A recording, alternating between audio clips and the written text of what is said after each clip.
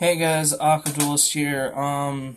So a few weeks ago, I was watching House of Champions, and he essentially mentioned how Cybernetic Horizon was kind of like falling,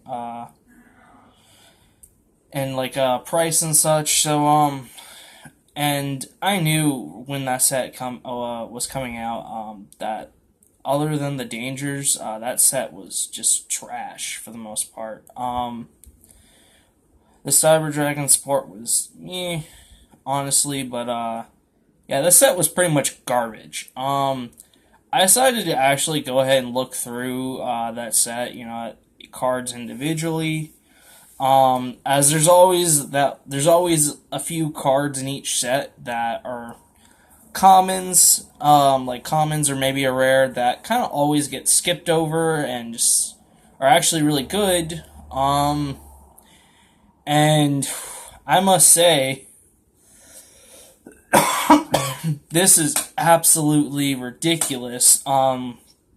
There is an equip spell that heavily it's generic, and it kind of heavily supports the Dinomist 0TK thing being possible a while back. It totally supports that.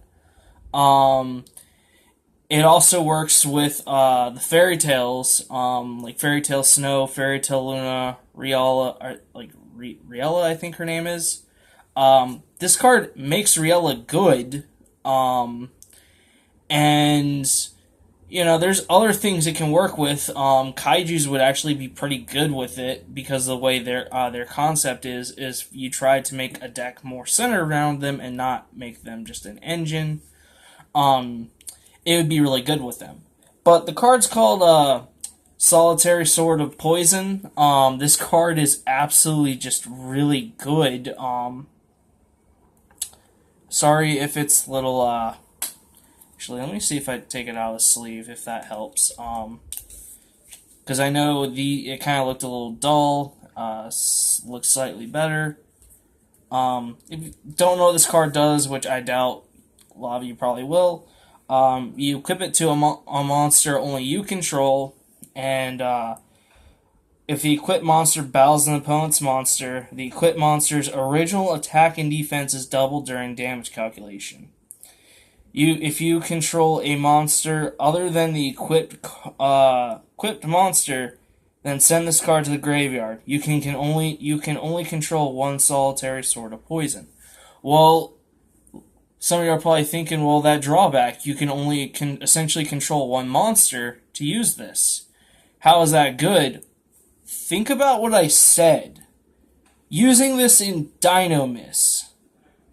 Dinomists are notorious for board control, whereas they contribute their own monster. You contribute your own Dinomist monsters with Spinos to attack your opponent twice or directly. You have Dinomist Howling, which is essentially like a bounce effect where you tribute one of your Dinomist monsters.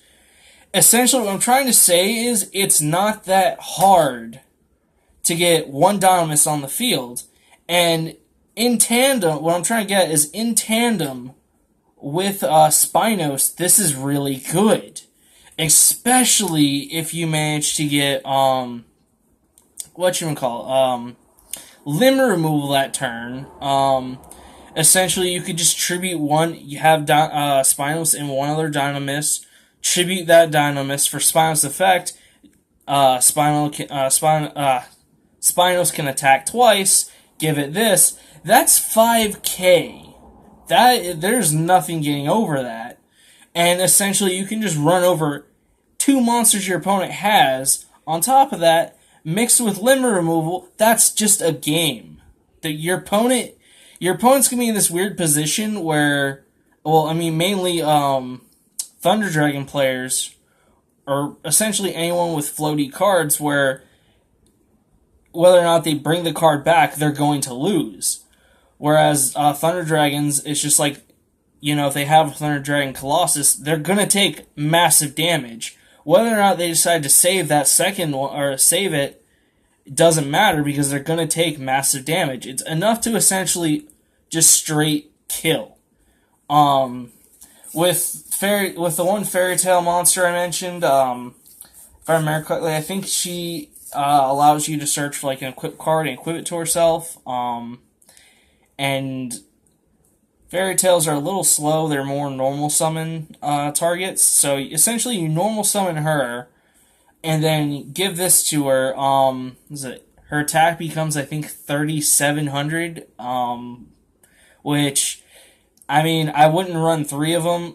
Three of her. I would honestly run like 3 Lunas, one Riella, 3 of Solitary Sword of Poison, just because, like I said, it is a normal summon heavy kind of thing, little engine or archetype, or you want to say it. So essentially, what you could do is get the Riella and then have a nice little defense right there where your opponent can't get over. And then, like I said, with Kaijus, the way they work, you have one, you give your opponent one. You could give this to your Kaiju just to do some massive damage, which could potentially be a game ender, which is pretty crazy. Thinking about it. What I'm trying to say is this card has crazy OTK power and then power to be a game ender.